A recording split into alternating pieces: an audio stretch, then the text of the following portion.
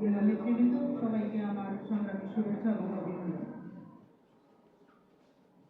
বাহার ভাইয়ের স্মরণ সভায় তাকে স্মরণ করতে গেলে অনেক কথা চলে আসে, একদিন মিনিটের মধ্যে এটা শেষ করা যাবে না।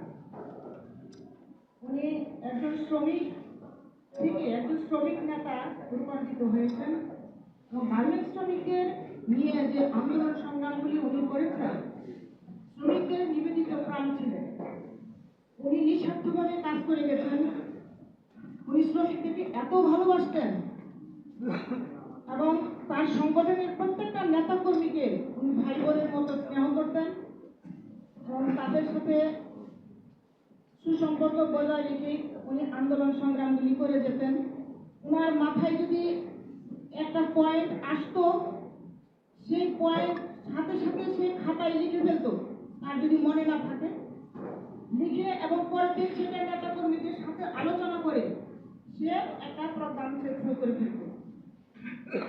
বাহার ভাইকে আমি 2006 সাল থেকে চিনি এবং ওনাকে আমি খুব কাছ থেকে দেখেছি এবং 2011 সাল থেকে ভাড়াটিয়া পরিষদ আমরা গঠন করি।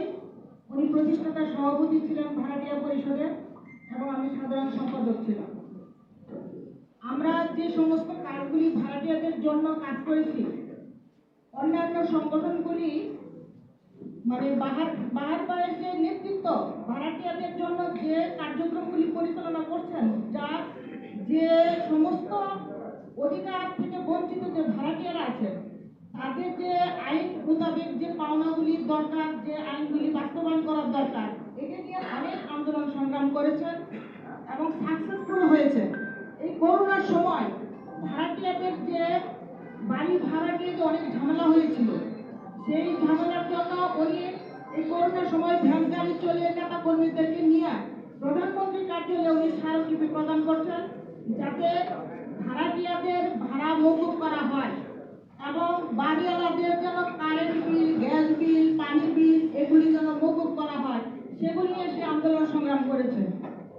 এবং একজন লিডার হিসেবে যতটুকু গুণাবলীর দরকার তার কোনোটাই বাহার ভাইয়ের মধ্যে কমতি ছিল না। বাহার মানে গার্মেন্টস শ্রমিক নেতা, বাহার মানে ভাড়াটিয়া পরিষদ। বাহার ভাইয়ের নীতি আদর্শ আমরা যদি মেনে চলতে পারি, সে আমাদের মাঝে বেঁচে থাকবেন।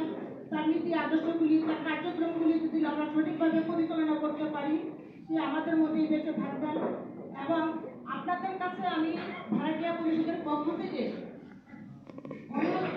দোয়া চাচ্ছি, উনি যদি কার্যক্রম চলার পথে যদি কোনো ভুল ত্রুটি করে থাকেন তাহলে ভাই হিসেবে ক্ষমা করে দিয়ে, যে কাজ করে ভুল হয় এবং উনি কাজ করেছেন, কোনো ভুলও হয়েছে, এই জন্য তাকে আপনারা ক্ষমা করে দিয়ে ভুল ত্রুটি হলে এবং তার জন্য দোয়া করে সে যেন আল্লাহ তাআলা তাকে বেশি নসিব করুন। আমরা এই প্রত্যাশা রেখে এবং তার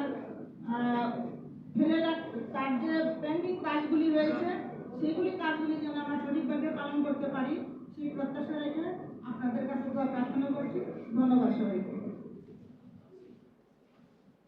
ধন্যবাদ, অশেষ কৃতজ্ঞতা জানাচ্ছি জান্নাত ফাতেমা আপাকে, যিনি ভাড়াটিয়া পরিষদের সেক্রেটারি হিসেবে দায়িত্ব পালন করেছিলেন।